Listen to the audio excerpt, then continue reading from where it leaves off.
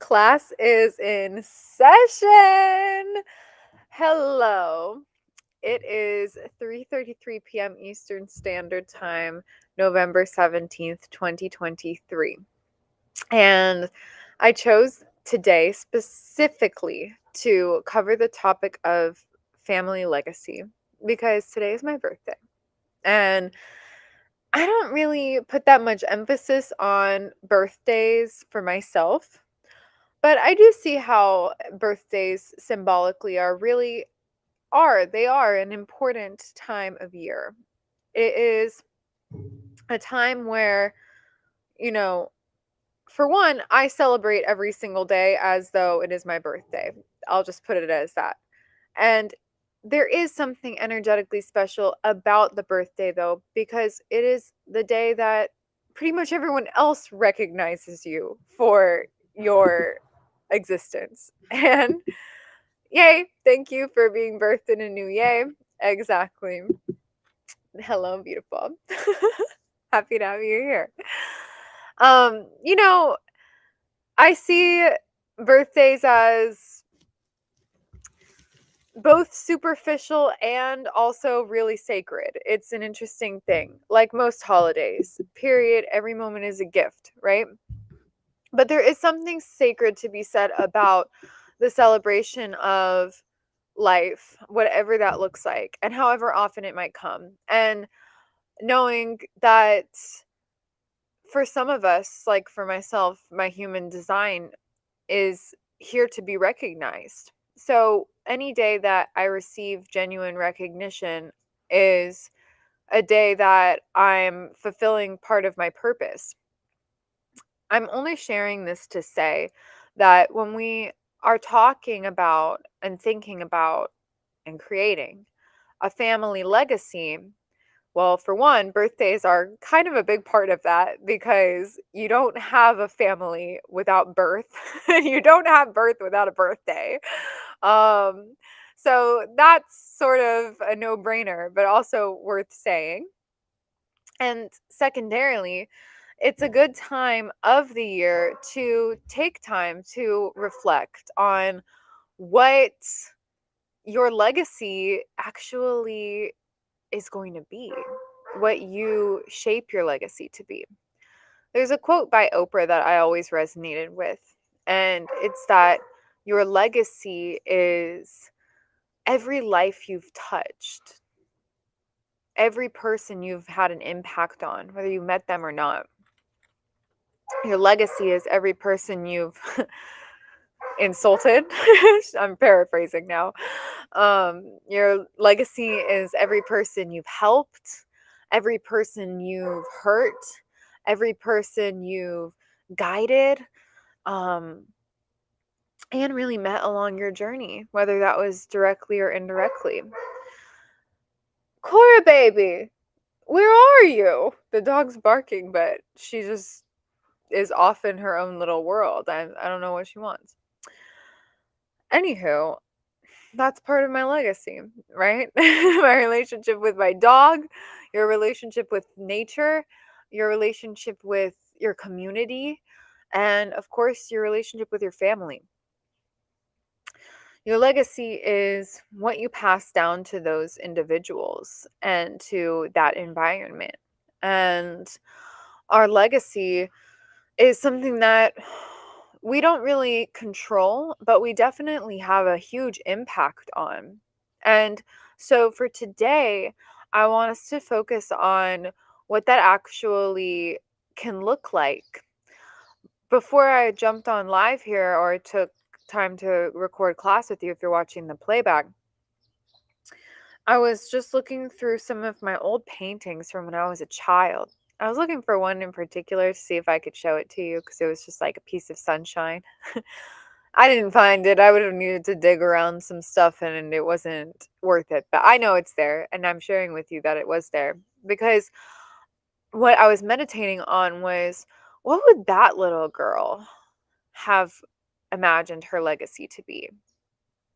And so for the little ones with us, what does a legacy even mean? I mean, I said what Oprah defines it as, and I paraphrased it, meaning I used words that were not exactly the words she said to describe what she said. But what does a legacy mean to you? Because we define not just this word, but every word for ourselves. Agreement with one another is what allows us to understand one another. For example, Jules always likes to use the word yay for the word day. And I understand that about her. So we have an agreement. And the reason why I infer that she does that is because every day is a celebration. So why wouldn't we call it yay? And because we are in agreement with that as she speaks, it makes sense to me. I don't question it. Being in a space that's safe where you're not questioned, that's part of my legacy. Questioning the things that are out of alignment, that's part of my legacy. It's okay to have things that contradict. But whenever we are meditating on and ideating and creating our legacy, it's so important to make sure that we are conscious in that decision making. And just like this as well, DNA spiral and love. Love is the DNA code that we pass along to generations when we consciously do so. I'm reflecting on all of the things that have been passed down in my lineage, things that I will carry forward as I pass things down to my children, and things that I will not continue, and things that will spiral in a new direction. Energetic frequency and vibration of peace, tranquility, a calmness. These are things that I seek to not only embody, but impress upon those around me, to pass along to my lineage, to my children, to my legacy. And so these are the things that we talk about that make a difference. In the beginning of the curriculum, we had a conversation around principles. Those principles are a huge part of the legacy that I pass down. Those principles are what I embody day in and out and continually self-improve 1% every single day toward being the leader and leading by example in those principles, in accordance to this mission and in accordance to our vision. Our vision is co-creating harmony in community. This is unity. Together in alignment, harmony in community. This is unity. Together in alignment, honey, honey. The sky is sunny when the clouds they rain and they pour like the salty waters upon a sandy shore. I'm always yours, and you know that together and one by one we'll be having oh so much fun, getting so much done. All is love. And all is love, 'cause we're together in alignment. I really should have breathed before I started singing because I wasn't anticipating that. So 1 second.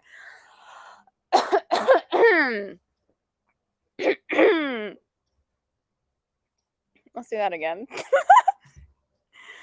Co-creating harmony in community. This is unity. Together in alignment, harmony in community.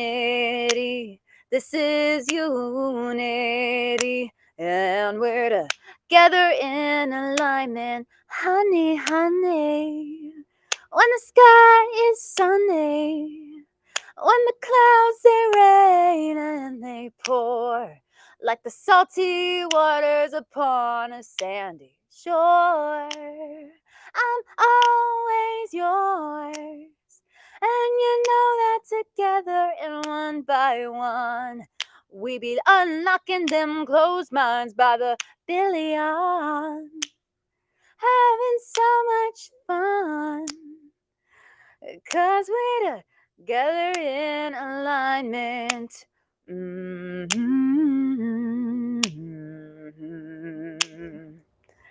Ah, yeah, we're together in alignment, harmony in community. This is unity. We're together in alignment, harmony in community. This is unity. Yeah, we're together in alignment, honey, honey.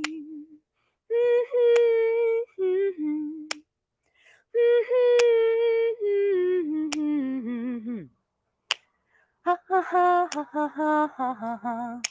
Hey, Papa. Perfect. So, family legacy. Part of the family legacy for me is music, right? Passing along the lessons and the messages through music. It's a huge part of it. So, you get to decide what is your legacy. And as we create it, we pass these things down. We pass these things to those around us, whether we are aware of it or not. But when we become aware of our impact on one another, the influence that we have the ability to co-create harmony through community on a mission to unlock 1 billion closed minds. That is what we purport to do, because that is what we are here doing. And so it is done. And so it is. And we talk about this through Gravy Stack in the financial literacy game that we had in class 2 lessons ago. And that passing down family legacy is so much about these values, so much about our skills, our habits, our attitudes.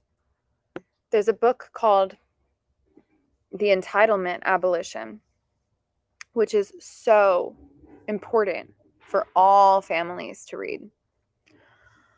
And it teaches about cash, cognition, attitude, skills, habits, and the importance of passing those things down. Wealthy families pass these things down as much as they pass down money. Sometimes the wealthiest of families don't even hand the money down to the next generation, but instead teach the skill sets necessary to learn how to contribute and be of service within a society and a circular economy to be able to create wealth every single generation, so that we aren't running out of resources and then not having the skill sets to produce that wealth over again. That is a crucial aspect to family legacy. When it comes to building an estate, having a will and a trust in place, knowing what's going to happen with your assets when you pass away. So not just your life insurance policy and making sure that your family receives your death benefits, but also having a plan for all of the things that you own, your assets, your home, your car, your grandmother's pearls, your jewelry, the art that you have in the closet collecting dust, or up on the shelf, or up on the wall, the books that you wrote, your ideas, the things that you created, the things you co-created, your songs, records, your awards, your recipe book. These are all parts of the things that we pass down as a part of our legacy. And in having a plan in place for that is so important. Most people don't really think about these things until it's too late. And that's not going to happen with all of us because there are so many resources. Beloved, you are resourced. We have all of the people in the world that you could possibly need to connect with, all right here within this curriculum and this ecosystem. That's the legacy that I see. Providing the information to the people who, well, for one, I have access to and have access to me through these social media channels, through the daily walk about life, but also to ensure that, especially for my responsibility, children, having the people below the age of 16 have a translated version of these resources to where it's something that a child can understand. I didn't learn about an estate plan as a kid. I hardly learned about it as an adult. I took it into my own hands to learn what that is. I met people who knew what they were talking about when they said these things. And I got over the fear to ask questions, and I asked those questions. What does that mean? What are you talking about? How do I do that? These are things that are love. They're not taught to us for a reason. Because when we know these things, we are very powerful.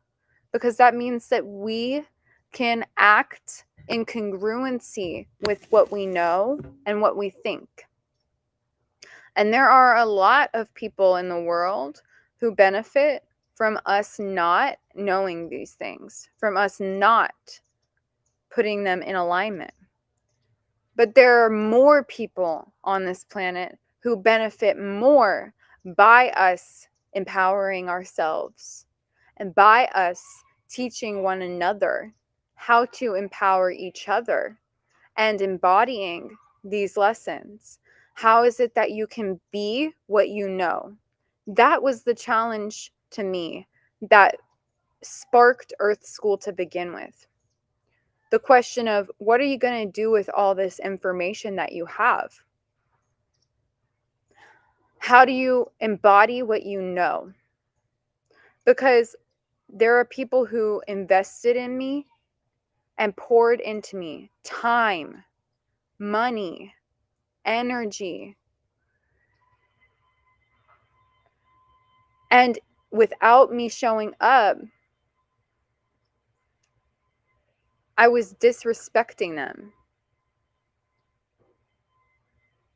And that's not the legacy that I'm going to create for myself. I'm sharing this to say that we all have a challenge and a call. The challenge is when we resist the call. The challenge only comes from a place of resistance. But when we surrender to life's purpose and think, oh, it feels so good to float downstream, and not just think it, but to feel it, to let the vibration flow through us, to allow it to be something that is palpably felt, that is something that we experience in the inner world, something that comes channeling through the physical body, something that we surrender to, that we lay back toward receiving from the most divine creator, Buddha, Allah, Krishna, Jesus, God, Elohim, divine, magical, universal creator of truth. Surrender is a powerful space. It's about coming into alignment with our own self and being what we know, being the change. I love the sound of children. Y'all have so much fun. I don't know if y'all could hear that, but there's like a million kids just all in the back of a golf cart, and I love it. I love how you say all things. Thank you, beloved. That is so sweet. It's being what you know. And for so long, it was so easy to hide. What I was hiding from, I'm not quite sure. My own reflection, perhaps. And I try to not focus too much on that because it does pull, it's like bringing momentum back into the thing that was the past. But I do feel it is important to communicate it from a space of present knowing and momentum in the spiraling direction toward being this woman, being who I purport to be, being the educator, being the divine, quintessential, wifely mother figure, to be able to show up here and educate. And you said, yes, cute infinite souls having fun. To be the embodiment of that infinity and the cuteness and the and the infinite soul having fun, right? That's the momentum to move toward. Envisioning the self in the highest regard at all times, forgiving the self, loving the self, thanking the self, apologizing, to all of the things that we showed up as that was not in alignment to the family legacy that we seek to carry forward. And so these are the things that are so important to consider. And I'll share that within the ecosystem, the digital printout for today's lesson is actually a piece of art. So I will share the screen so that you can see, because this piece of art in particular is so in alignment with what it is that we're talking about here today. This piece of art is a message that I trust and hope. Oops, switch. Switch. I trust and hope all of you resonate with in one way or another. And I would love to hear how this quote resonates with you and this image resonates with you, what you see, what it means to you in the community as you make a post. Now, Ubuntu, it means I am because we are. I am because we are. I am because we are. The more you say it, the more you reflect on it, the more powerful it becomes. Ubuntu. I am because we are. Anytime you feel lost or alone, it's only ever because you've forgotten that you are interconnected and one with the greater whole. Aristotle quote goes, "The whole is greater than the sum of its parts." What could that possibly mean? I'll say it again. The whole is greater than the sum of its parts. The whole is greater than the sum of its parts. All is self. How beautiful. Indeed. Wholeness, oneness, all is greater than. So in math, we think of what greater than means. It means it's bigger than. Could mean more important, depending on the context, right? Greater. The great I am, greater than the sum. So in math, again, sum, when you sum something, the summation, the summary. A sum is when you add things together. In summation means, with all of that being said, a summary is a brief description which summarizes or explains in a short statement what all of that described, what the whole described. So if there's a sum of parts, it means like when we are looking at a rock garden and we see all of the rocks on the ground, and we take a sum of those rocks and we have a bunch of rocks, but what is greater than the bunch of rocks is the wholeness of the rock garden itself. The garden is greater than the sum of its parts. For our human body, we could look at it in the same way. The being and the self, a whole being, is greater than the sum of its parts, meaning every single hair follicle, each pore, every atom and molecule which makes up our skin, every follicle, every eyelash, every taste bud, right? Every bone, every piece of cartilage, every drop of water in our body, every booger, our whole body, our whole being is greater than the sum of all of those things put together.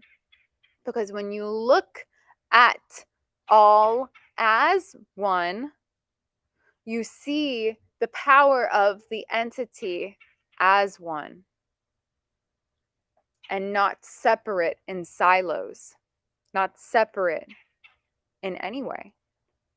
So I am, because we are, means that we are being the whole is greater than the sum of individuals I am. When I remember, or when we remember the divine, that means that we understand in our being,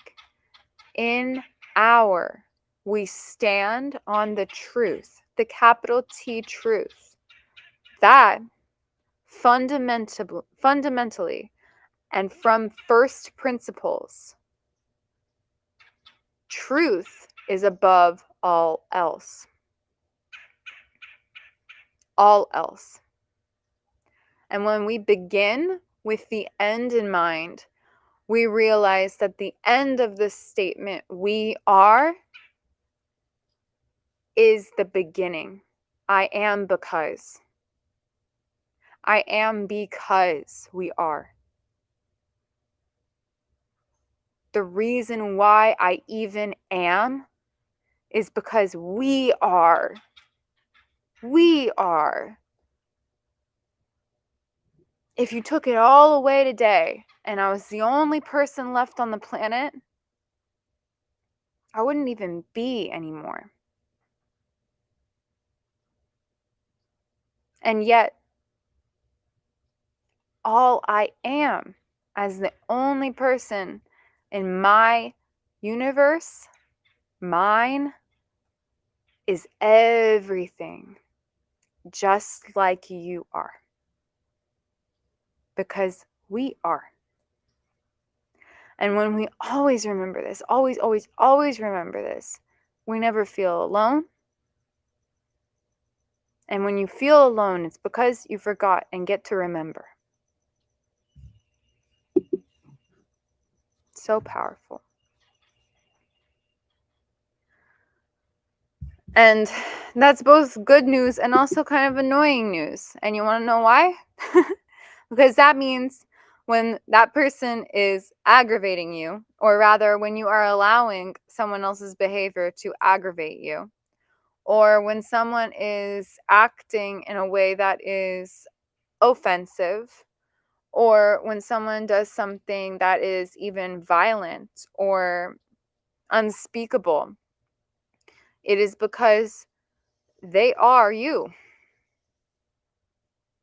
It's hard to understand when you try to conceptualize it in the mind.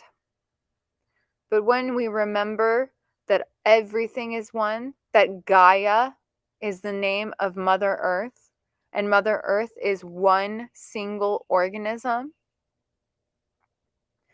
and we are simply parts that sum together to create that whole, then we remember that I am you. I am you.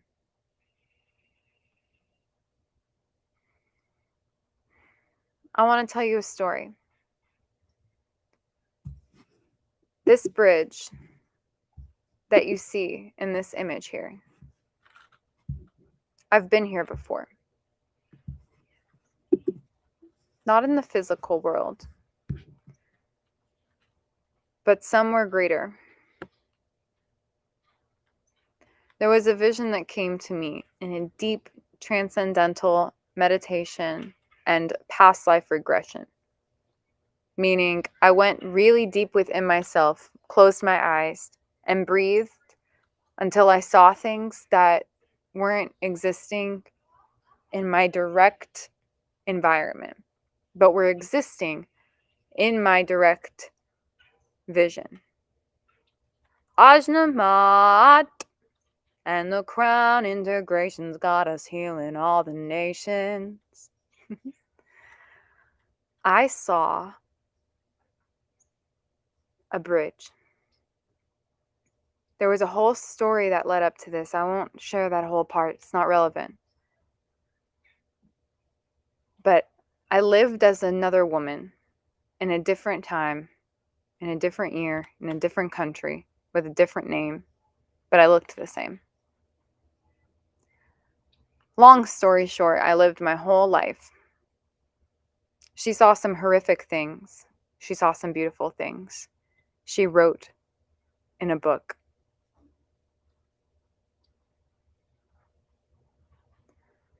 In her lifetime, she saw some things that she couldn't live with as a part of her family legacy. In fact, her family actually tried to get her to do horrible things, but she wouldn't do it.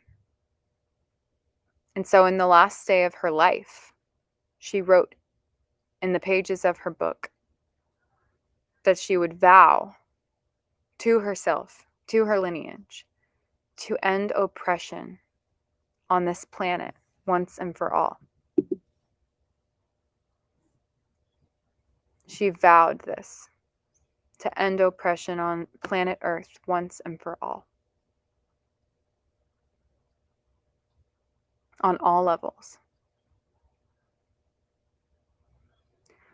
And when this woman, me, died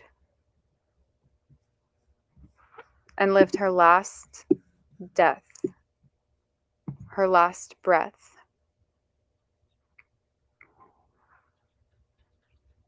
her body floated away, as the body does, and her spirit exited into a beautiful beam and stream of light, like magical fairy dust. And it flew through the air, and it swirled,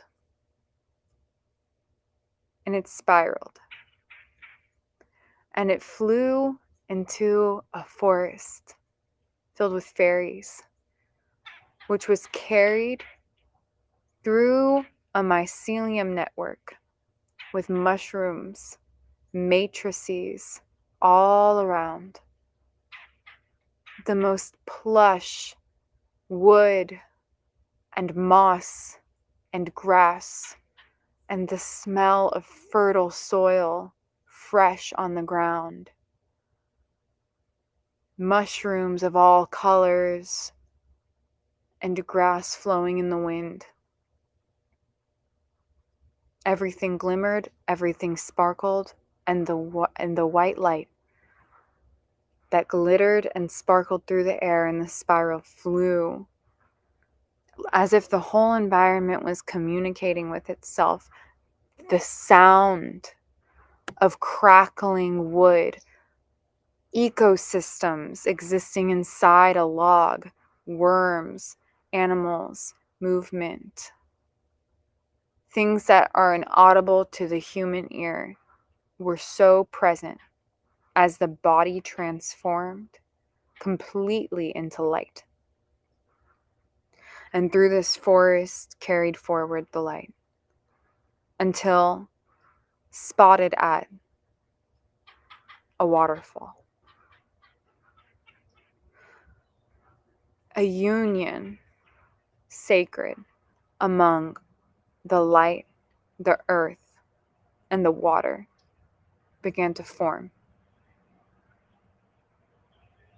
And the woman who turned to light took shape as a beautiful man.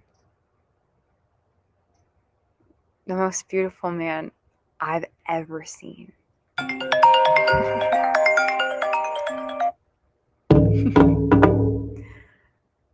And when he drank the water, he became crystalline.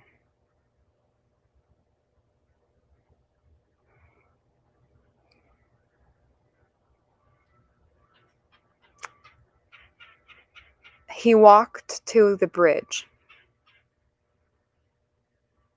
where he met a doe that was standing in the center of the bridge on the wood, which led to we don't know where. And on the center of the bridge, the doe, the female deer, had the same eyes as the woman from the previous lifetime.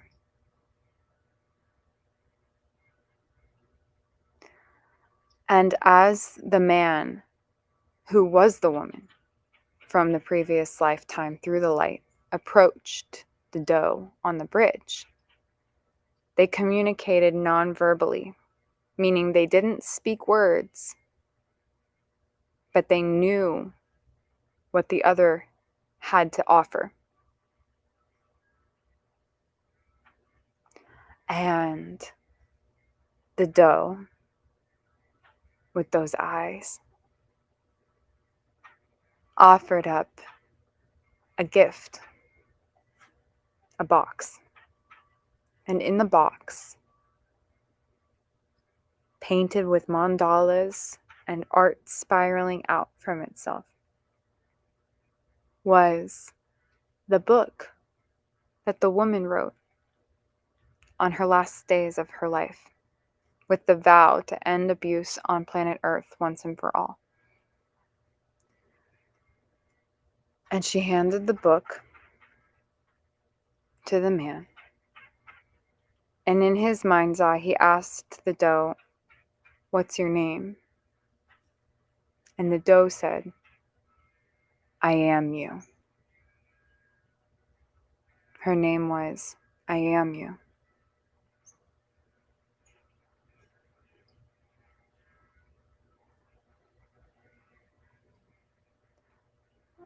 Ubuntu. I am because we are.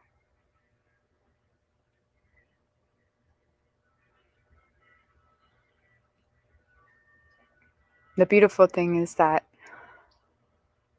I met that man in my life after I had the vision. And we met on the bridge.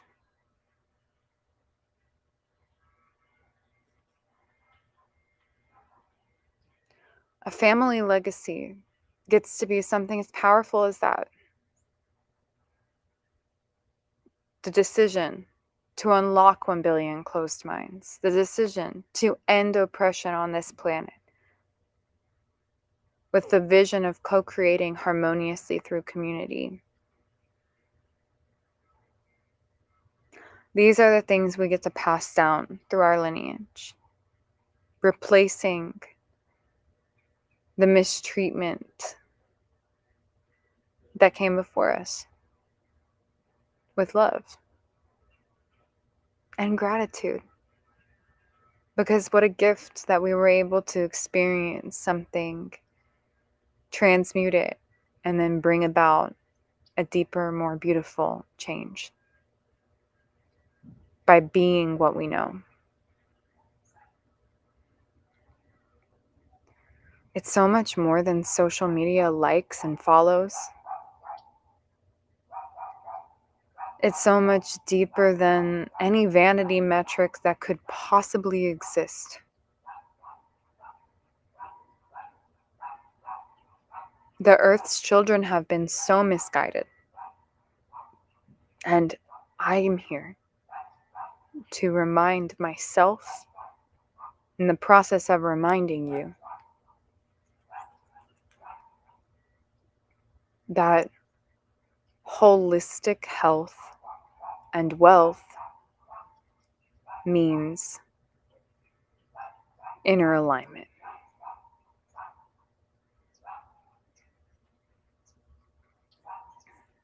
In the rising, I like to sing,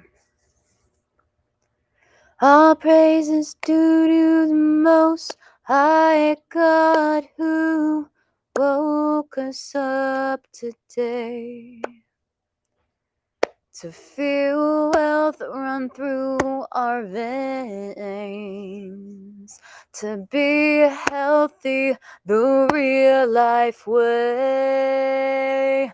Allah, all praises due to the Most High God who woke us up today to feel wealth run through our veins, to be healthy the real life way.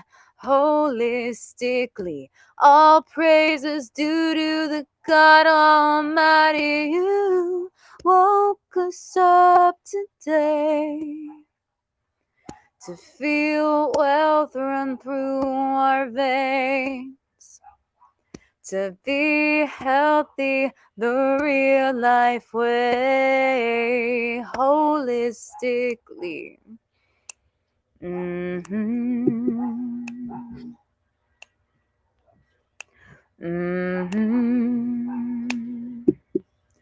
Co-creating harmony in community. This is unity, and we're together in alignment. Harmony in community. This is unity, and we're together in alignment. Honey, honey, when the sky is sunny, and when the clouds they rain and they pour like the salty waters upon a sandy shore, I'm always yours, and you know that together in one by one we'd be having oh so much fun, getting so much done. Yeah, 'cause this all is love, and we all choose love, and we are together in alignment.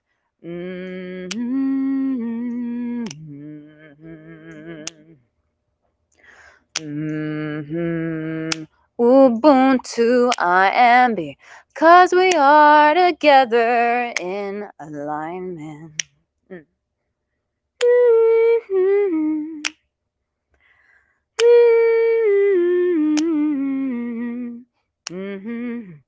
Together in alignment. So make sure you have your Ubuntu poster up to remind you of this every single day, as I get to remember every single day the truth of these words. I wrote yesterday, and I'll close class with this today. In reflection, a list of 27 things I've learned in these 27 years. I'll link the video. I didn't share it on social media because I'm learning that I quite enjoy being very modest. And while I was wearing fully clothes, I was wet at the beach and dancing, so I will only have this available for the community of women and children. And I quite enjoy that feeling of knowing that I'm not visibly accessible to just anyone, or specifically just any man. And that feels good for me, because if you know my backstory at all, that wasn't always my truth. In fact, I've had a million plus people see me dancing on Broadway, like not wearing many clothes. I mean, it was not anything super inappropriate, but just knowing my journey with modesty has been a beautiful experience. I'll share that. And that's something that I get to pass on as a part of my legacy as well, that lesson, which is super beautiful. And I love that version of myself, but she's just different than who I am today is all. Anyway, I share that to say that there's a video in the ecosystem of me dancing freely on the beach, and the narration has the 27 learnings that I share, one for every year of my 27 years marking today. And I've learned so many more things than just this, but as I was recording a free-flowing voice memo, these were the things that came out, and that's the audio you hear in the video. I'll share now. Attention does not equal love. To love is to learn to listen. Seeking only respect is what matters most. Being the divine creature that God created you to be means surrendering who you thought you were supposed to be. Being a contributing factor to your society means learning to be of service. And being of service is the most valuable thing anyone can do. Being obedient means not getting what you want, but always getting what you need. Being is better than doing. You can prolong your destiny by being selfish. When bodily resistance is present, it's probably because you're dreaming too small or thinking too small. The courage to walk your path is faith. And faith is trusting the unseen. Feminine energy is so divine. And the most valuable thing I can do is open my hips. Breathing takes away all feelings and emotions. Being close to God means being divine in all respects. Money flows whenever we let go of our identities. Wealth and health are a choice. Happiness is a choice. Presence is precise. Discernment is a skill, and such a valuable one. Judgment is a farce. Gossip is a distraction. The matrix is an illusion. Delusion is often the solution. Being is beautiful. And every day we wake up is the best day ever. That is the birthday rendition of Earth School today. May you birth a new creation of gratitude through every single way and moment that you walk, not just on the day of your literal birth, but on every day that you are awakened to a new sense of clarity and divinity in this life. I wish the same for myself and for all of those that we cross paths with, so that we may better show up on this mission to be what we know and to be the change we seek. on this planet in this lifetime. If nobody has told you today, I trust you know by now. I love you so very much. And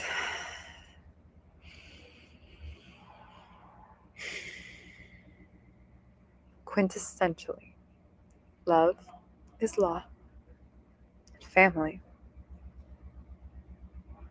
Family is business. I'll see you tomorrow. And class tomorrow covers the topic of